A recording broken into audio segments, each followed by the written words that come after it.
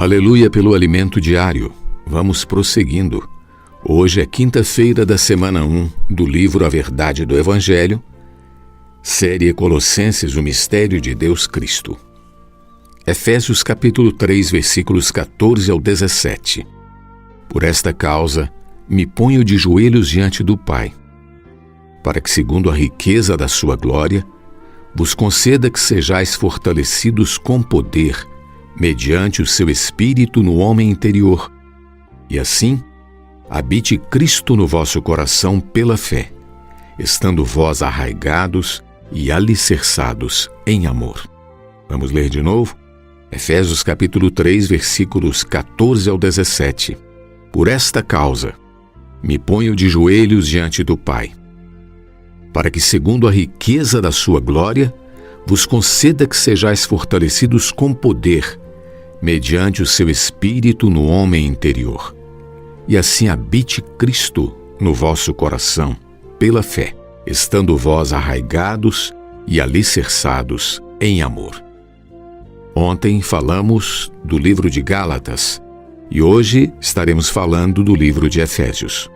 A Epístola aos Efésios é um dos mais elevados escritos do apóstolo Paulo. Os primeiros 3 capítulos revelam a economia de Deus, isto é, seu plano eterno, e apresentam a igreja como o mistério de Cristo. Efésios 3, 4 a 6 e versículo 10. Os 3 últimos apresentam de maneira prática como deve ser o viver da igreja segundo a vontade de Deus. Enquanto Efésios 1 apresenta todo o plano e propósito de Deus do ponto de vista celestial, dos versículos do 1 ao 13, o capítulo 2 mostra quem nós éramos antes de sermos salvos. Por causa da queda do homem, todos nós estávamos mortos em nossos delitos e pecados. Caminhávamos segundo o curso deste mundo, éramos filhos da desobediência e, por natureza, filhos da ira e inimigos de Deus. Versículos de 1 ao 3. Éramos material ou combustível para o lago de fogo. Contudo, fomos alvo da misericórdia de Deus, por causa do grande amor com que nos amou. Nós que éramos como um pedaço de lenha destinado ao lago de fogo para ser exterminado, fomos resgatados por Deus, mediante a obra de Cristo na cruz.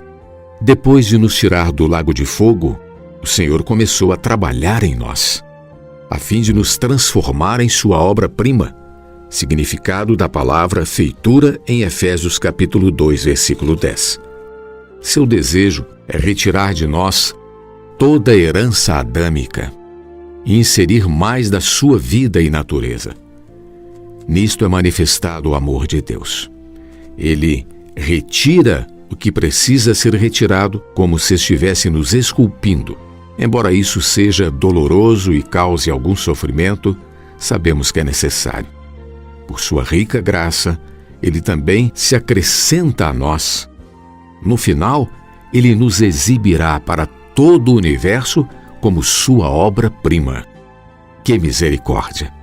No capítulo 3 do livro de Efésios, Paulo mostra que para Deus dispensar o que ele é e tem, necessita de mordomos ou dispenseiros, que são os que administram suas riquezas e as dispensam a seus filhos. Os mordomos nos ajudam a crescer em vida e a conhecer o amor de Cristo. Certamente Paulo era um mordomo assim. Por isso orou para que fôssemos fortalecidos interiormente com poder mediante o Espírito de Deus, a fim de que Cristo fizesse sua morada em nós e fôssemos tomados de toda a plenitude de Deus. Nos capítulos 4 a 6 de Efésios, temos a prática dos capítulos 1 a 3. Para isso, Paulo menciona 5 vezes o verbo andar.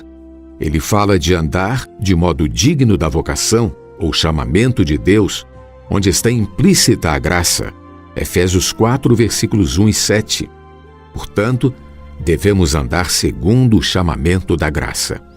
No versículo 17 temos a segunda menção. Não mais andeis como também andam os gentios, na vaidade dos seus próprios pensamentos. A palavra vaidade nesse versículo está em oposição à palavra verdade citada no versículo 21. Portanto, o segundo aspecto é andar na verdade ou realidade. Em Efésios capítulo 5, versículo 2, vemos o terceiro aspecto: andai em amor como também Cristo nos amou. No versículo 8 do mesmo capítulo temos o quarto aspecto: pois outrora erais trevas, porém agora sois luz no Senhor. Andai como filhos da luz. O quinto aspecto do andar de modo digno está no versículo 15. Portanto, vede prudentemente como andais, não como nécios, e sim como sábios. Como andar prudentemente?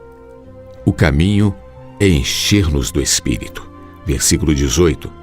Em outras palavras, devemos andar no Espírito.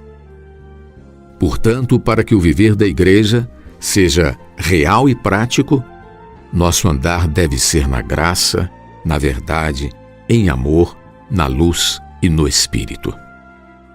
Os últimos capítulos de Efésios também mostram que o viver da igreja inclui a vida de reuniões.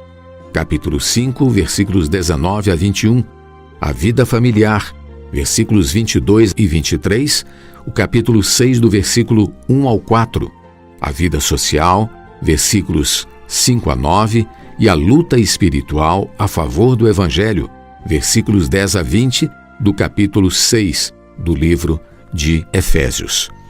Para ter a realidade da vida da igreja, precisamos de sabedoria e revelação, de um viver cheio do Espírito. Ponto-chave: sabedoria, revelação e prática. Até amanhã.